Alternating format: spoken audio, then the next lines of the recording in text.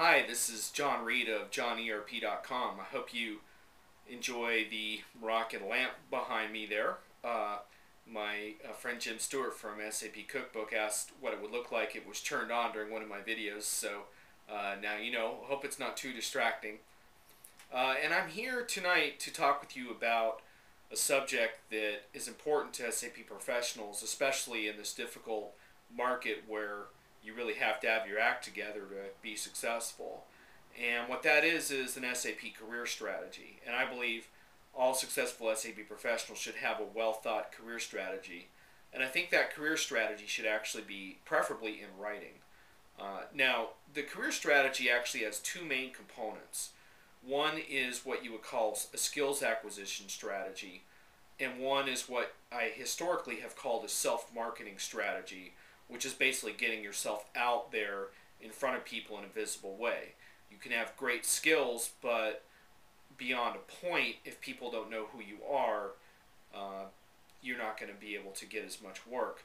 What's interesting is these two things are starting to intersect more and more due to social networking, so they're less distinct in some sense than they were before.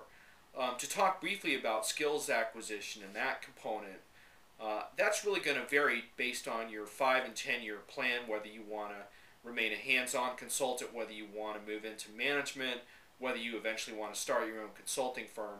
So you do have to have those goals in mind before you really plan out your skills acquisition plan. But having said that, assuming that you want to remain a hands-on consultant for a period of time, then the skills acquisition piece should be combined with a core skill, sort of a bread and butter focus, and then what you might call an edge skill or an emerging skill. Sometimes more than one edge skill can be appropriate. A lot of times the best edge skills are connected to the core. So, you might have a core in SAP Financials, but your edge skills might have more to do with financial analytics or maybe enterprise performance management. So maybe it would be Outlook Soft, which is becoming a real specialization at this point. So you're going to combine a core and an edge. And the reason this is important is because many people spend a lot of time trying to chase what's hot without any thought to developing continuity in their careers. So developing continuity over the years and consistent expertise around particular areas is what lands you projects, especially if you're an independent consultant. There's a little more tolerance for generalists in full-time employee status. So again, you have to think about those things when you plan out your strategy. So core skills and edge skills. But then they all need to be wrapped around in a layer. And we used to call that layer soft skills or consulting skills. Basically all the different expertise that a consultant can bring to the table, whether it's project management methodology or change management skills or end user training. Now I'm thinking of that more and more as the business process expert layer, which really all SAP professionals should be approaching. And you might have thought, well, I'm not a consultant, I don't need to worry about that. But in a way, we're all consultants. Even full-time employees, the ones who are most valuable on their projects, are the ones that other people turn to essentially in a consulting capacity when they need help. So I think we can all benefit from studying what those key skills are that the great consultants have. And as far as business process expert skills are concerned, we can really include some of those classic soft skills, but also include different components like perhaps process modeling or perhaps some type of process-driven understanding of SAP functionality. So instead of just knowing sales orders, you know order to cash and how to see that process through on a customer site.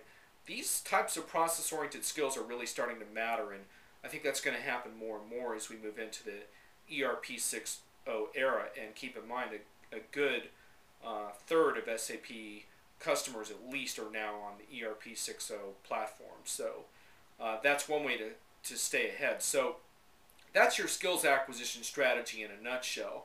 And just like an SAP project would perform some type of gap analysis to determine which skills or technologies they don't have in-house, the same should be done for yourself. And so you figure out, what areas am I weak in that other consultants I admire are strong in, and where do I need to fill the gaps most immediately? And once you do that, then you can start figuring out what the best approach to filling that gap is. Sometimes it might be book study, sometimes it might be formal training, sometimes it might be certification. So once you know what gaps are there and you prioritize which ones need filling first, then you can go out and get the knowledge or experience you hopefully need to fill that gap.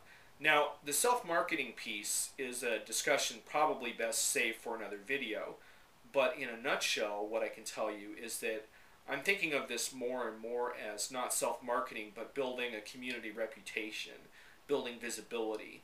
And it doesn't matter so much whether you're on Twitter or LinkedIn or the SAP Community Network. Maybe you're not on any of them. Maybe you don't have time or your workplace doesn't authorize that. But maybe you're active in a user group. Maybe you're speaking at conferences. Maybe you're writing white papers. But you're basically making a contribution centered around your expertise. That becomes the heart of your marketing plan. Then, instead of just simply pushing yourself out there with kind of an I'm available, I need work type of thing, you're putting yourself out there as a real expert and you're networking along those lines.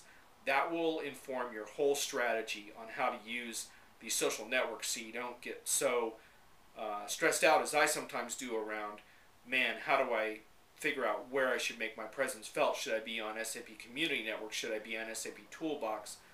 A lot of this comes down to the individual in terms of what format they're comfortable in and where their friends are. But start it with the areas that you care the most about. And structure your marketing plan around things that matter to you. And then it won't even feel like marketing. It will just feel like doing the right thing. And that's also going to further your career in many unexpected ways. So I can maybe make another video about that. But hopefully this gives you a good overview of what I think would be an effective SAP career strategy. This is John Reed of JohnERP.com.